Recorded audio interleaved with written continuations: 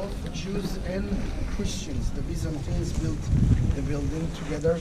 They know that for a fact because of tablets they found with the names of the people donating money for this building. So this is a Christian and this is a Jew. This is why there isn't a designated place for a tabernacle. If it's just a synagogue, there is no apsis facing to the east if it's a church. So the building is neutral. So both communities can use it at the same time. Over there on the other side is presumed, only presumed, again, after such a long time there's no manual found. Maybe that would be offices or some kind of a school for people to be taught within scripture. But this is the place where people were sitting and praying. Is there a spot, Moses' seat? Not in this synagogue in Chorazin. Chorazin. By the way, I got married in the synagogue of Chorazin. Oh, really? Yeah. Where's the coffee house inside the synagogue? Yeah. Outside. This is my next destination. But I want you to look at something. That's an important question.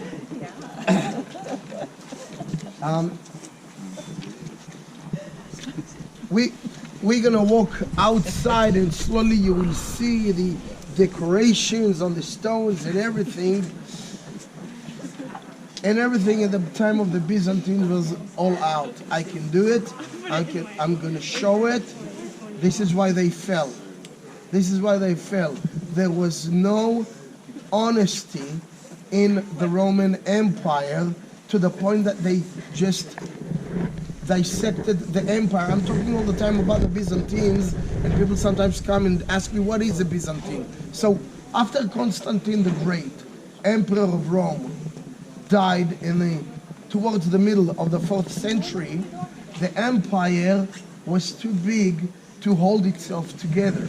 So they just dissected it.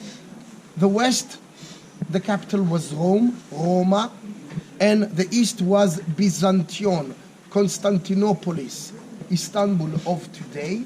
They are still Romans, but now they started to adopt more Eastern way of life.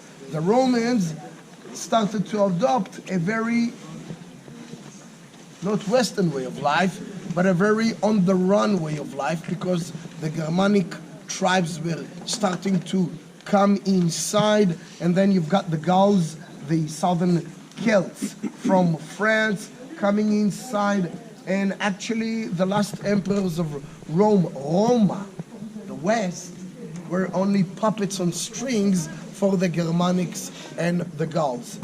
Unlike the Byzantines, which still held towards the Middle Ages. So that is the difference between the Byzantines and Rome of what we think about Rome of today before the empire was sliced into two sections. You know what is Latin? So Rome is a city on the plains of Latinum, and the tribe of the Latins were building their capital with 7 hills. Okay, Rome of today. The dialect that they talked Latin. There were other tribes, the Etruscans and so on, and in Syracuse and Sicily you've got the Greeks. They are different languages. Italian of today is an evolution of Latin in the province of Tuscany. So Italian of today is actually the Tuscan Latin that was practiced for up until today. So this is a little thing about the Romans. And walk around. If you've got any questions, I'm just looking around.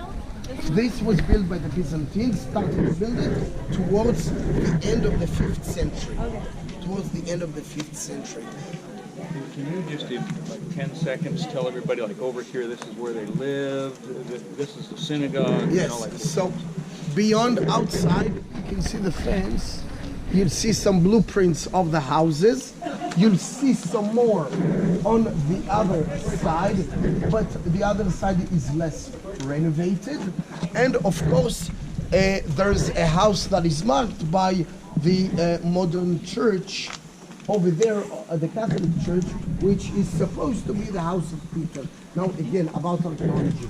After 2,000 years, if I'm digging, I cannot use it. But if the Byzantines built that in the 5th century, maybe they still remember the location, any information that passed from one generation to another of where is the house of Peter and his family. But it's only an assumption. I cannot tell you. I'll be a liar if I'm going to tell you, yeah, this is it. That's it. I can't. I'm not programmed to do so. So you have some of the houses. Please look at them. This is grand. This is beautiful. Look at the little houses and just imagine a family 5, 7, even 8 in such a little, what we qualify a little room, a very little room for the washing machine in our houses. And they would live like this. Poor people that couldn't afford more than that.